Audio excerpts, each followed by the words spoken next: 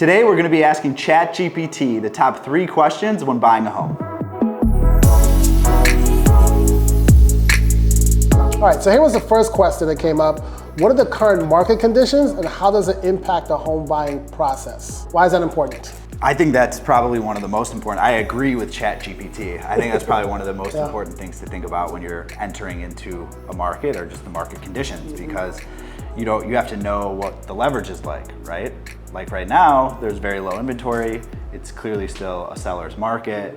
If you go into that and you don't have the proper expectations, you're gonna be really caught off guard and you're gonna be in multiple offer situations and you're gonna get overwhelmed and it's gonna be miserable. So I agree, I think that's a super important thing. Yeah, I agree too, and how I think about it is speed. Different markets happen at different speeds.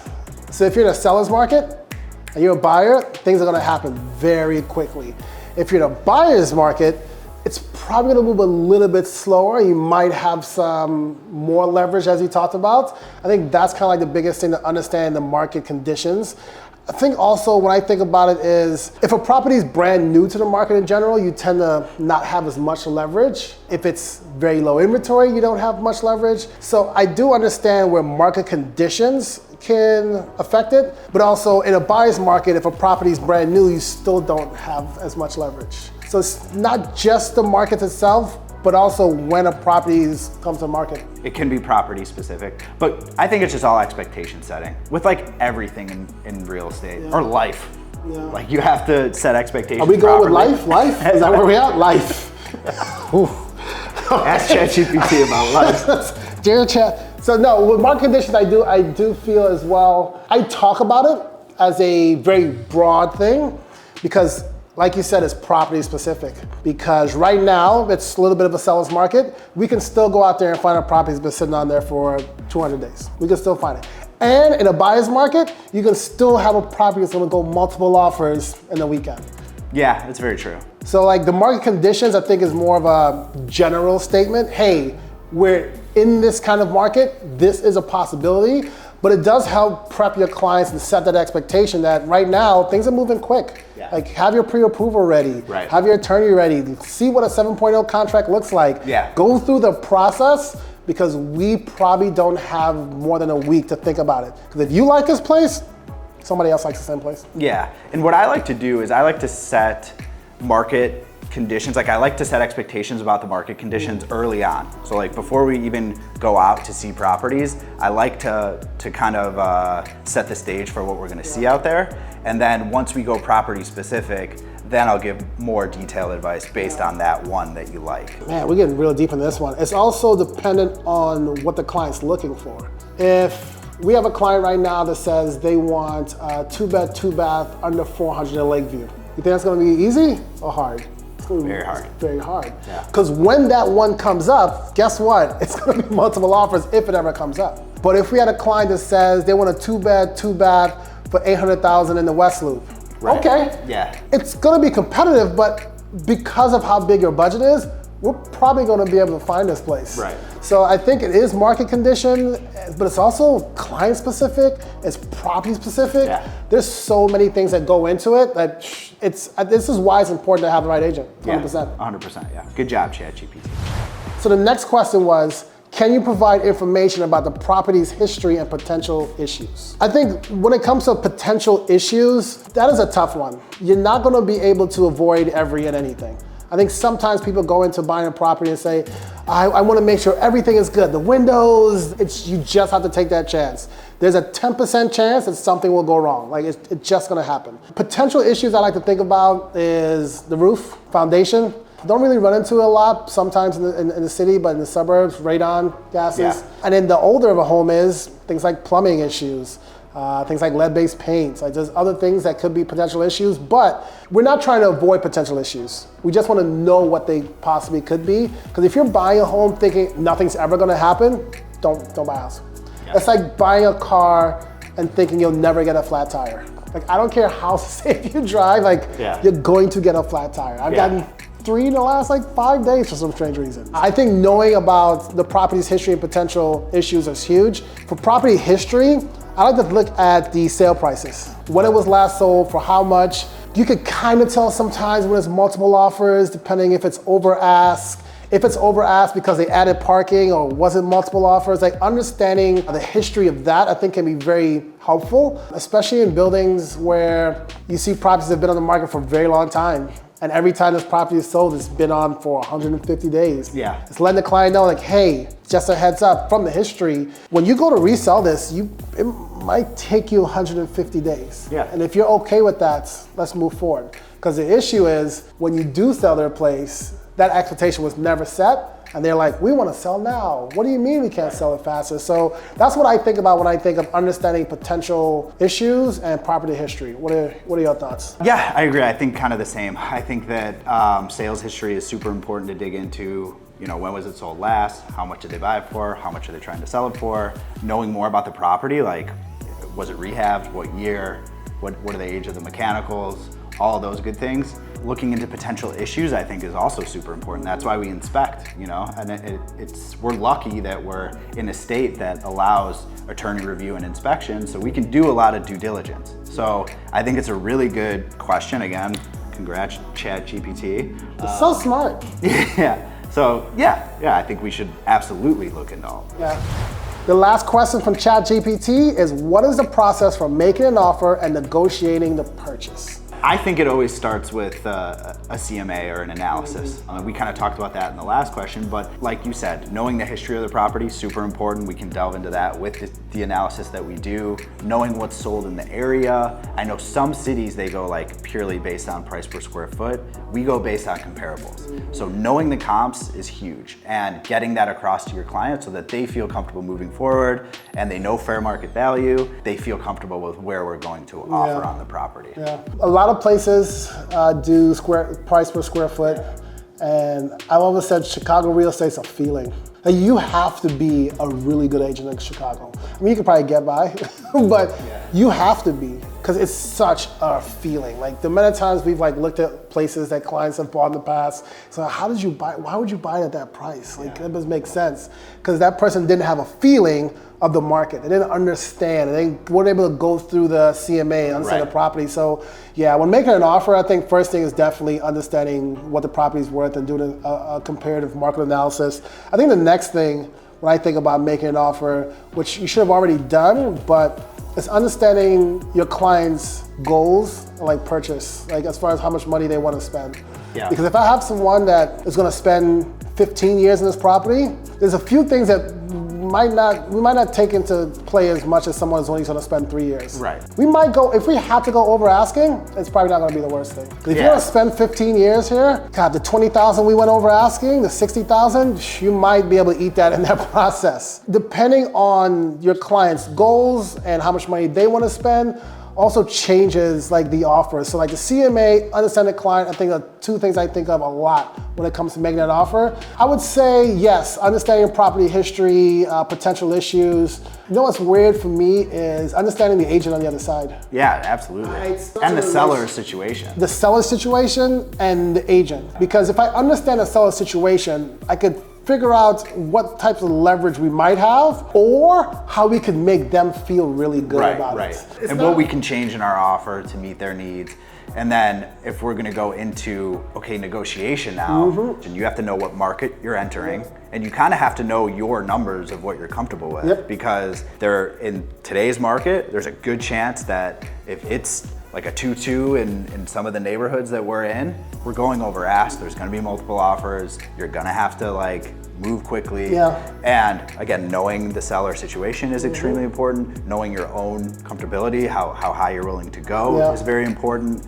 And then looking at the data and being able to kind of rely on your agent to give you the best advice so that you can make the right choice for yourself. When it comes to like making the offer and understanding the numbers is huge. The reason why I think about it is going over purchase price isn't something people want to hear. It's not something that people ever feel comfortable with. But when you explain what that costs, yeah, JP, 40K over sounds great. Yeah, 100K over sounds great. They understand a little bit more. And if you set the expectation early on, then it's not going to be a shock when it comes. You know, it's going to be like, hey, this is kind of what we talked about when I first met with you and we grabbed coffee or whatever it was. Like, that's why I set that. That's why we had that conversation. That's why I set those expectations. Now we're in it. Understanding the seller, it's not a how can we take advantage of the seller? It sounds terrible. Sometimes I feel like a list agent feels like they're not gonna give you any information. Like more often than not, you, as a buyer, multiple offers, you're catering to the seller. Let me know, when do they want to close? Yeah. What's the fastest you could close? Oh my God. Tell me. Tell me. Tell me what you need. Tell me the date. Do you need rent back? Do you need this? And I've been in situations where the agent made me guess everything. Yeah. And then at the end, it's like, we needed a faster close. Oh my God. I've been in situations where the agent doesn't tell us that we're in a multiple offer situation until we've lost. And it's like, come on, let's work together. It's in both of our best It's not interests. even just, it has to be collaborative. It has to be collaborative. Not just, I want to sell this home, but your client's missing out on money. Because the times I've lost offers, my client turned around and said, JP, we would have gave them another 10K if they would have asked for it. Yeah, no. But they didn't, they just played around. Like you're losing money for your client if you're not willing to talk to each individual person. Now, if you have 59 offers, 40 of those are probably gonna be trash. Like, I get it. Right. But there's a top 5 you can say, hey, if I can get them to take off of this, and if I can get them to come up here, this one's really good. If I can get this. And for me personally, I've negotiated every multiple offer situation that I've been in on the list side, I've negotiated with the top 5 people, every time. Hey, you're in the top 5. Here's what we need. Is that possible for your client? We couldn't do that. Cool, I'll let you know if, every time I've done it, I've gotten more money from my client. Every time I've done it, an extra 10, extra 5K, extra 20. One client I got extra 25K just by talking to them. It's, yeah, we'll just come up 25 more. Cool. We'll waive everything actually. Cool. Because as a buyer, they're nervous too as well. And we have to understand on both sides that each client is probably nervous about the situation. That's our jobs. Our job's to make, I would say my job is to manage expectations. Manage expectations, manage emotions. Yep. That's kind of like our job. And from there, big part of it. Yeah, big part of it. All right, on top of that one is negotiating the purchase. It's so dependent on the market that you're in and the property that you're looking at. Usually, in a competitive market, there's just not much negotiation to be had. And what it becomes is, how do I put you in the best position to make this seller want to work with you? So like that's been the conversation recently. It's like, how do I win in multiple offers, right? So like the negotiation part of it, where you're kind of going back and forth on price, it's been out the window for most deals that I've done in this past year. Yeah. In the time that there was negotiation, I think again, a lot of it comes down to understanding the sellers and understanding their position, understanding what they need, and then working with the other agent to put an offer in front of them to at least get a counter back so that we can work to a mutual agreement where both parties feel comfortable. Yeah. The thing with negotiation to purchase is we have to be in the same book, same page. We're getting to the same page, we're being in the same book. And what we're trying to do on both sides is let a client know, hey, you're not in the same book as them, or you're not in the same ballpark as them. You don't have to hit their number right on the head the first time, but if the purchase price is 400 and you come in at 3, like you're not even in the same book. You're way off, so off that they're not even going to respond. Right. And even if they respond, you've set the stage of how you're going to negotiate with them. It's not we get our number, we take this and put it in a shopping bag and leave. You now have 45 to 60 days that something else might happen in this process. Probably ask the seller for something that you probably didn't want to ask them, and they're probably gonna say no. And I've been in that situation with rent backs, extending closing, inspection, where it's like, hey, remember you set the stage and begin this negotiation by lowballing them. I know you think it's not a big deal, but what you're telling them is your house sucks and I think I want it for less. And even if they come to agreement, now the reason why you can't get that $500 off an inspection is because you did that. Let's just say hypothetically we're in a different market and it's a buyer's market, meaning there's a ton of properties out on the market, demand is a little bit lower than what we've been seeing. My opinion on making that first offer is like, we kind of want to be low enough where we're not offending them and we'll get a counter, right? Like we have to kind of feel out, okay, what's that number gonna be? Because really that's what you're trying to do, right? Yeah. Like you said, if you lowball and you're 100, 150K off of ask, depending on price point, they might just say, all right, get lost. I'm not even entertaining that. And now what? You either gotta come up or you gotta come, you know. And now you're negotiating against yourself. Right. And so you feel more desperate and it doesn't work out. Yeah, so the way I think of it is like, okay, what can we come in with that is reasonable? If it's a buyer's market, still low, right? but we'll get a counter so that now we can start this conversation and we can work our way to this where both parties can feel like they've won. That's really what it is in negotiation. No, you want I to feel agree. like you got to win. Everybody wants to win. Yeah. Everyone wants to win. And when it comes to like the purchase price and that number that you're throwing out there, because that's probably the most important thing for both people. If I know that we're going to lowball, I try my best to have a conversation with the agent beforehand. I try to present something. So I tell clients like, hey, I know you want to go 100K under asking.